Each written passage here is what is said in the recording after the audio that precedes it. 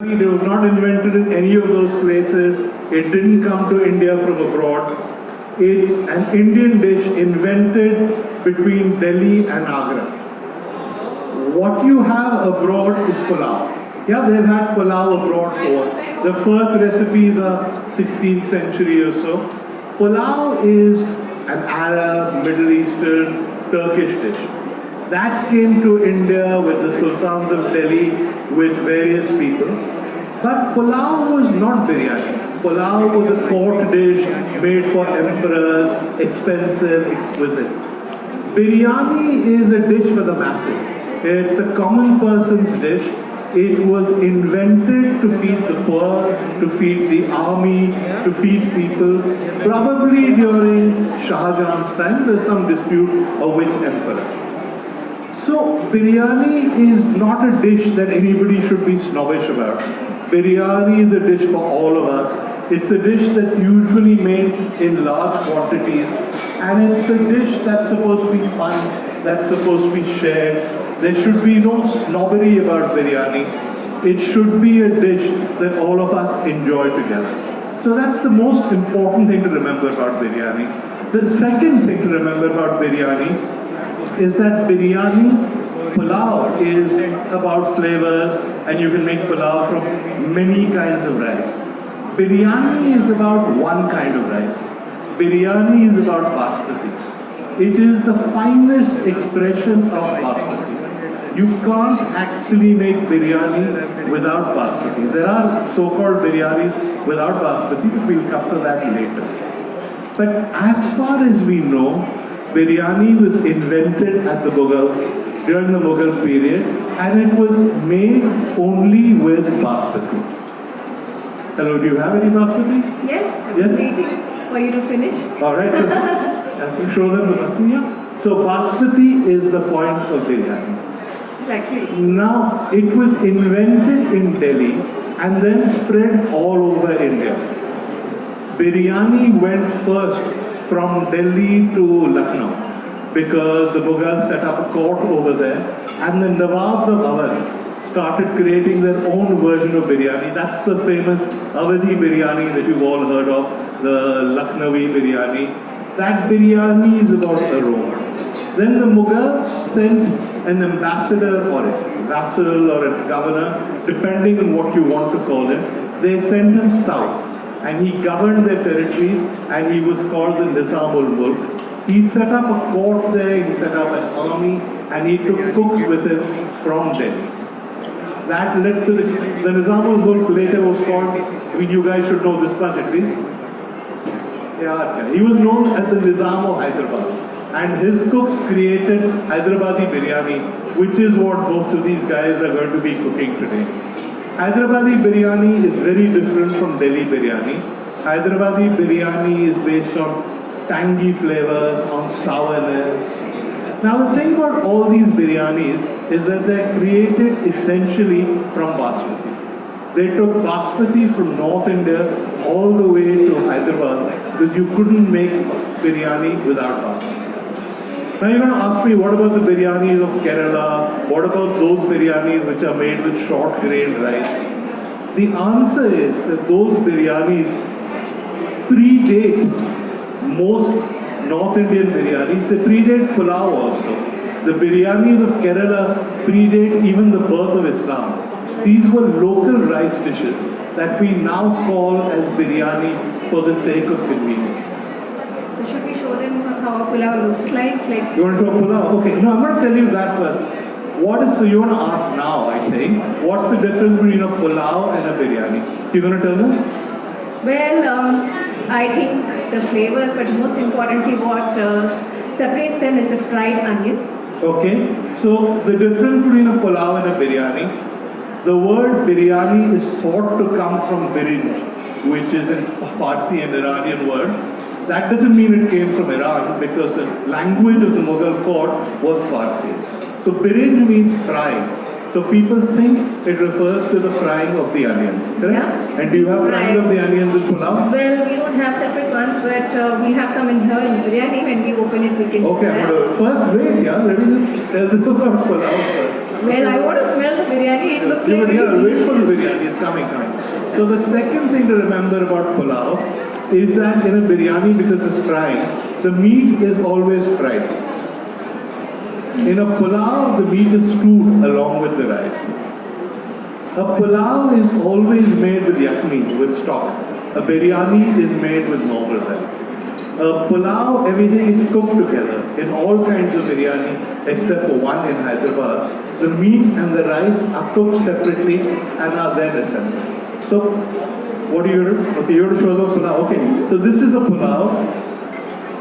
I don't know, are they going to give you a close-up? Can we get a close-up for the camera? Yeah. It's a nice white Just turn it towards him and make his job easier. Has he got it? Yes, he's got it. Okay. So this is a pulao. It's really, you want to eat it or? No, I didn't. I want to see some sweet for the biryani. I just want to smell the pulao. So pulao is really nothing like a biryani. Yes, it's made with rice, but that's about it. So what's so special about a biryani? I think it's one of the greatest dishes created in the world. Certainly one of the greatest dishes created in India. When you cook a biryani, what's important, I think, is first of all how it smells. Now you can open your biryani. Yes, I'm excited about it.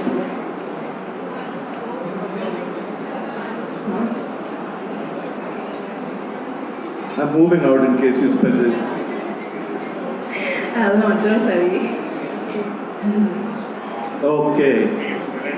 Yeah, so that's the point of a biryani. Smell it? I can actually smell it from here. Yeah, it's actually good. बहुत गर्म है ना, so you're trying not to put your nose so.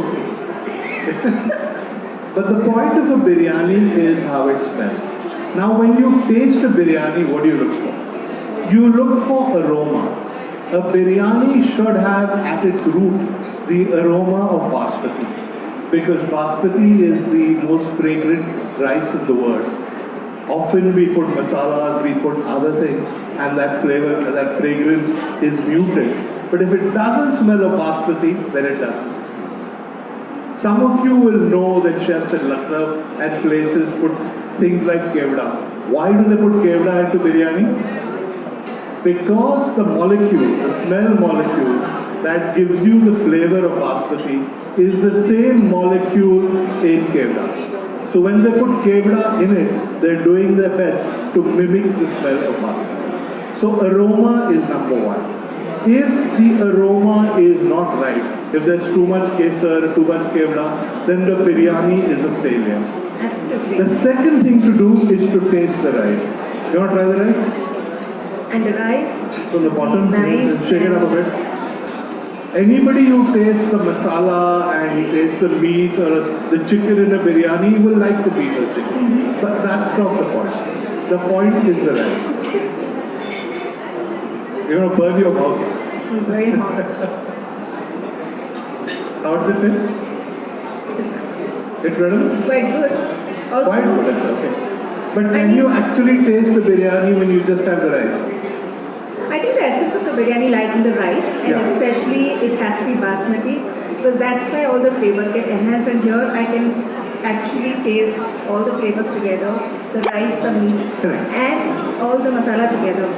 So without taking the meat, without taking the masala, if you just take a few grains of the rice and it captures the whole flavor of the biryani, it's a success. If you have to mix it up and put the masala and the meat, it's not a success. Then the texture of the biryani is very crucial. Are you going to do your biryani trick? Yes. Yeah? Biryani is made with basmati. The point of basmati is that the grains are long and the grains are separate. So you should be able to have a biryani in which the grains stay separate all the time. You want to do your trick? Okay. And our trick is? Your trick is, you should be able to pick it up. You see, if you pick it up and you throw it, don't have a greater height, yeah? I'll hold this with you. I'll hold this, you do the throwing. You see, when the grains come down, they don't come down in clumps. Each grain stays separate.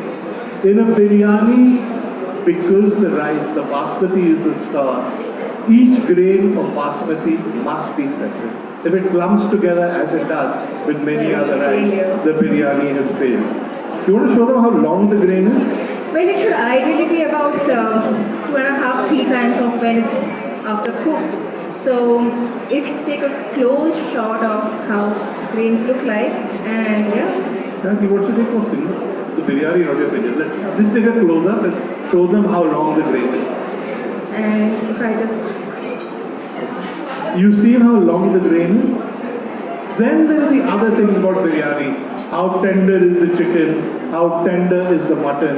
How well is it cooked? But no matter what biryani it is, whether it's a biryani from Hyderabad, whether it's a biryani from Lucknow, or whether it's, this hotel is actually specializes in a Saraiki biryani, which is a Delhi biryani. No matter what biryani you have, if the rice is not right, the biryani has failed. So we're going to judge the biryanis as they come now. This is the basis on which we're going to judge them. And I urge you that when you go out and eat biryani, don't worry about the masala kaisa hai, etc. Just ask yourself, how does it look? How does it taste? How does it smell? If it's oily, it's a failure. If the rice has come together, it's a failure. But if the rice is flavored, if the grains are separate, then that's how you judge whether a biryani is good or it's bad. You want to try it again? Have you eaten it? well, I have eaten the rice, but I've tried it some Try the whole right? biryani. And how do we know whether the biryani is a Is what? good tasting biryani on a whole level? We know about Because the now you should have the whole biryani. That's what I'm saying. Have the whole biryani. Is the meat tender? Like you're still chewing out. Yeah? Okay. So, one of the reasons we're doing it at this hotel is because ITC is famous for its biryani. And one of the reasons we're doing it with Daawat is because Daawat is the great basmati chain. The best biryanis are always made with Daawat rice. So we've got a combination. Of two great brands when it comes to biryani. And we have these chefs over here who are killing themselves as far as I can see, very nervously trying to make the best biryanis they can in these circumstances in front of all.